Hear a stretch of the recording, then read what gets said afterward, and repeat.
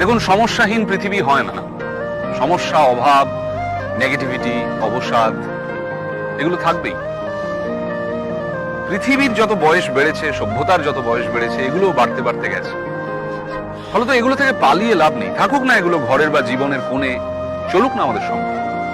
হোক না মন খারাপ, তাতে ভয় কি? মনের জানলাটা এত বড় করে রাখতে হবে যাতে সেটা খুললেই অনেকটা আলো এসে পড়ে। নাটক শেষ হওয়ার আগে স্টেজ ছাড়বেন না। মনে রাখবেন, এটা আপনার স্পেস, এটা আপনার জন্য ধার্য। কমেডি হোক কিংবা ট্র্যাজেডি, এই জীবন নাটকের নায়ক আপনি, নায়িকা আপনি।